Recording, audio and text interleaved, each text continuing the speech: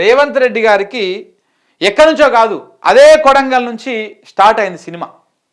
ఇగో ఇప్పుడు సాధారణ ప్రజలు, నాయకులు కాదు పార్టీలు మారేది, సాధారణ ప్రజలు కూడా అయ్యా ఈ కాంగ్రెస్ పార్టీ వద్దు, ఈ రేవంత్ రెడ్డి వద్దు, ఈ తిరుపతి రెడ్డి ఆగడాలు వద్దు, మాకు మేము భరించలేకపోతున్నాం వాళ్ళ అరాచకాలని, సో కాబట్టి మేము ఈ పార్టీలో ఉండలేకపోతున్నాము, మేము ఈ పార్టీకి సపోర్ట్ చేయము, బుద్ధి తక్కువయో తెలివి తక్కువయో ఆ పార్టీ కోటేస్తాం గెలిపించడము, ఆయన ముఖ్యమంత్రిని చేస్తే మమ్మల్ని ఆగం చేస్తా ఉన్నాడు, మా భూములు గుంజుకుంటా ఉన్నాడు అని చెప్పేసి కొడంగల్ నియోజకవర్గంలో గ్రామాలలో ఉన్నటువంటి ప్రజలు తరలి వచ్చి బీఆర్ఎస్ పార్టీలో చేరుతున్నారు.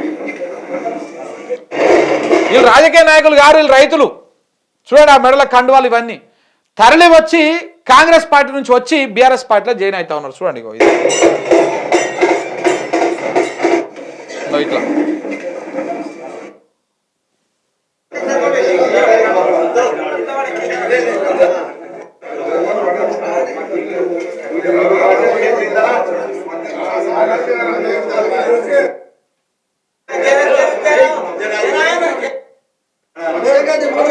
పార్టీని లేకుండా చేస్తా, ఆనవాళ్ళు లేకుండా చేస్తా, బొంద పెట్టేస్తా, దాన్ని అది చేస్తా, లాగులుడ విక్తా అని చెప్పినటువంటి రేవంత్ రెడ్డి గారికి వాళ్ళ ఊరు నుంచే సినిమా స్టార్ట్ అయింది, ఆయన సొంత నియోజకవర్గం నుంచే సినిమా స్టార్ట్ అయింది. సో కాబట్టి ఏది కూడా మనం నోటితో చెప్పేంత ఈజీగా ఉండదు. రేవంత్ రెడ్డి గారు మీరు పరిపాలన మీద దృష్టి పెట్టండి, రాజకీయాన్ని పక్కన పెట్టండి. ఇప్పటికైనా తెలంగాణ ప్రజలు జర్ర సోయిలోకి రావాలి.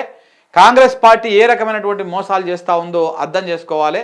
సరే మీరు రాజకీయంగా ఎంజాయ్ చేయండి, కానీ ఇక తెలంగాణ నీళ్ళని ఎత్తుకపోతా ఉంటే, ఇంకా కూడా మీరు కళ్ళు మూసుకుని ఉంటే తెలంగాణ ప్రజలు చూస్తూ ఊరుకోరు, మీకు తప్పకుండా బుద్ధి చెప్తారు.